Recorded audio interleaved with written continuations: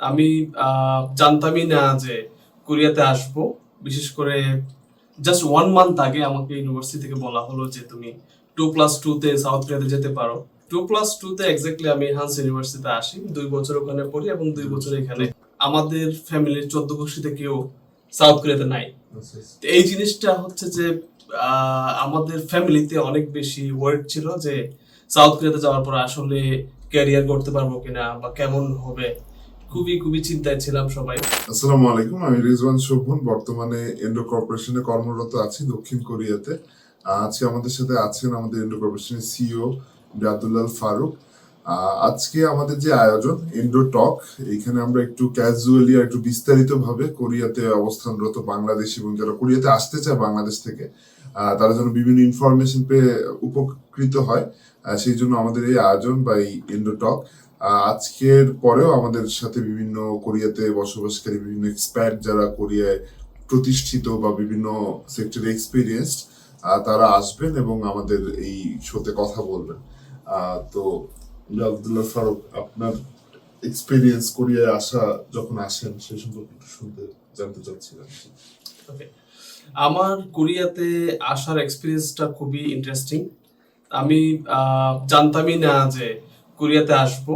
বিশেষ করে just 1 month আগে আমাকে ইউনিভার্সিটি থেকে বলা হলো যে তুমি 2+2 তে সাউথ কোরিয়াতে যেতে পারো।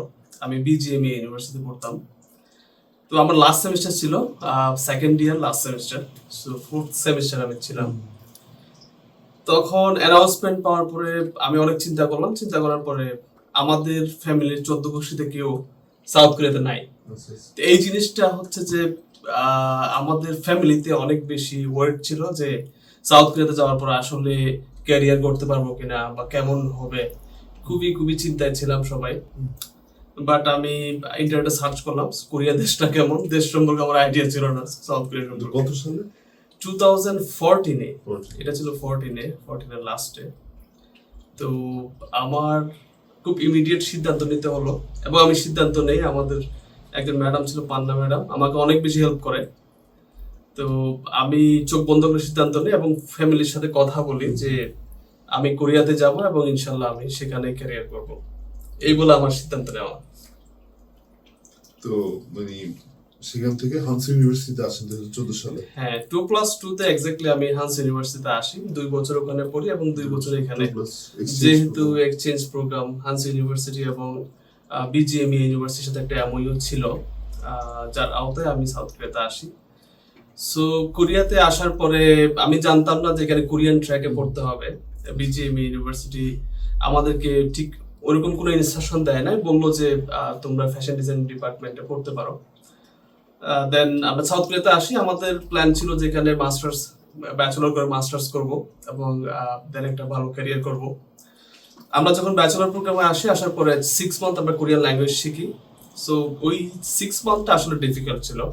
6 মান্থে আমরা শিখছি কোরিয়ান টু কোরিয়ান, এখানে ইংলিশের কোনো কিছু ছিল না। সো অনেক সময় কোরিয়ান টু কোরিয়ান বোঝা, এটা আসলে বোঝাও যায় না, অনেক টাফ। তো এনি হাউ আমরা কোরিয়ান ল্যাঙ্গুয়েজটা মোটামুটি 4 মাসের মতো একটু ভালো স্টাডি করি। স্টাডি করার পরেও কেমন আছো, ভালো আছি, এর বাইরে আসলে কোনো কিছু শেখা হয় নাই, জানা হয় নাই, বোঝা হয় নাই। বাট আমরা ট্রাই করছি অনেক বেশি, ইন্টারনেট থেকে হোক, যেখান থেকে হোক, আমরা কোরিয়ান ফ্রেন্ড এরকম বানানোর ট্রাই করছি। বাট কোরিয়ানরা আমাদের সাথে ইংলিশে কথা বলে, এটা আসলে ফ্রেন্ড বানানো অনেক বেশি কঠিন ছিল ওই সময়। আমি ভাইয়ের সাথে অনেক কিছুতে রিলেট করতে পারতেছি, কারণ আমিও সেম ইউনিভার্সিটিতে আসছিলাম ল্যাঙ্গুয়েজ প্রোগ্রামে। তো আমারও তেমন একটা আইডিয়া ছিল না যে এখানে এসে কোরিয়ান শিখতে হবে, এরপর কোরিয়ান ট্র্যাকে পড়তে হবে। অনেক সারপ্রাইজিং ছিল। আর আমার জন্য আরো কঠিন ছিল, আমার ক্লাসে যারা সহপাঠীরা থাকে, এটা তো এক্সচেঞ্জ হয়, ভিউ এক্সচেঞ্জ। এই ক্লাসে হলো সব চাইনিজ স্টুডেন্ট এবং মঙ্গোলিয়ান স্টুডেন্ট। প্রথমে আমরা যখন ল্যাঙ্গুয়েজ ক্লাসে যাই, তো তারা না পারে ইংরেজি আর আমরা তো কেউই কোরিয়ান পারি না। এরকম মানে খুবই অবাক হয়ে তাকায় থাকতাম। ম্যাডামরাও কোরিয়ান শিখাইতো, মানে ওইটাই বুঝতাম না কনসেপ্টটা, যে একটা ভাষা সে আমাকে শিখাচ্ছে, তার ভাষায় শিখাচ্ছে। মানে আমি তো সেম এক্সপিরিয়েন্সটা করছি। 6 মাস পরেই ব্ল্যাঙ্ক ছিলাম আর কি হচ্ছে ক্লাসে, কোন অ্যাক্টিভিটি বুঝতাম না। আসলে টাফ, বাট এই টাফ সিচুয়েশন থেকে কিন্তু আমাদের এই কোরিয়ান ল্যাঙ্গুয়েজ শেখা হলো অ্যাট লিস্ট। আমার ফার্স্ট ক্লাস ছিল ফ্যাশন মার্কেটিং। এটা খুবই ইন্টারেস্টিং ছিল যে ফার্স্ট ক্লাসে আমি গেলাম খুবই হ্যাপি একটা ফেসে। আমাদের ক্লাসে প্রায় 45 জন স্টুডেন্ট ছিল, চাইনিজ, কোরিয়ান, বাংলাদেশি, আরো বিভিন্ন কান্ট্রির ছিল। সো এই ফার্স্ট ক্লাসে ছিল পুরা কোরিয়ান ক্লাস, কোরিয়ান লেকচার ছিল। 2.5 ঘন্টার ক্লাসে আমি জাস্ট 2টা ওয়ার্ড বুঝি, একটা ফ্যাশন আর একটা মার্কেটিং। এই 2টা ওয়ার্ডের বাইরে আমি কিচ্ছু বুঝি নাই। প্রফেসরের সাথে ইন্টারাকশন ওভাবে করতে পারি না, যেহেতু কোরিয়ান পারি না, আর প্রফেসর ভালো ইংলিশ পারতো না। তো এই যে কথা না বলতে পারা, কোরিয়ান শিখতে আমাকে অনেক বেশি বাধ্য করছে, এবং আমি ভালো শিখতে পারছি ওখান থেকে। যেহেতু আমি বাংলায় কথা বলতে পারতেছি না, যেহেতু আমি ইংলিশে কথা বলতে পারতেছি না, সো আমাকে বাধ্য হয়ে কিন্তু কোরিয়ানে কথা বলতে হয়েছে। কমিউনিকেট করতেছে। আমাদের জন্য এক্সপেরিয়েন্সটা সেম, যদিও আমাদের ল্যাঙ্গুয়েজের রিকোয়ারমেন্টটা থাকে, একটা নির্দিষ্ট টপিক লেভেল নিয়ে ভর্তি হইতে হয়, তাও একটা অন্য ভাষায় লেকচার পড়াশোনা করা এটা কিন্তু প্রায় অসম্ভব। তখন অনেক রিগ্রেট হইতো যে কোথায় আসলাম পড়তে, কিছু শিখতে পারতেছি না। বাট সামহাও জিনিসটা মানে পরে আস্তে আস্তে ডেভেলপ হইছে, বুঝতে পারছি। বাট এখন যখন কম্পেয়ার করি যারা ইংলিশটাকে কোরিয়াতেও পড়ছে বা এখনো পড়তেছে, তাদের চেয়ে আমাদের অ্যাটলিস্ট ভাষার একটা ডেভেলপমেন্ট হয়, স্কিলের দিক থেকে মনে হয় আমরা একটু আগে আছি। তখন সাফোকেটেড লাগলো, এখন মনে হয় যে না, আমরা একটা ভালো এক্সপেরিয়েন্স নিয়ে আসছি আর কি। কোরিয়াতে আসলে চলতে গেলে ফিরতে গেলে আমার মনে হয় কোরিয়ান শেখাটা অত্যন্ত জরুরি। কোরিয়ান ছাড়া আসলে কোথাও মুভ করতে গেলে একজন ইন্টারপ্রেটার সাথে নিয়ে ঘুরতে হয়, যেটা আসলে কঠিন। কোরিয়ার মতো একটা দেশে সবার এরকম টাইম থাকে না, সবাই খুবই বিজি। সো একজনকে নিয়ে একটা ব্যাংকের কোনো কাজে গেলেও কিন্তু একজনকে নিয়ে যেতে হয় ইন্টারপ্রেটার হিসেবে, ওরা যেহেতু ইংলিশ পারে না। সো আমার মনে হয় কোরিয়ানটা বাংলাদেশ থেকে অ্যাটলিস্ট বেসিকটা যদি শিখে আসে, কোরিয়াতে কিন্তু এসে ইন্টারমিডিয়েট বা অ্যাডভান্স লেভেলের কোরিয়ান গুলো শেখা যায়, একটু ইজিয়ার হয়।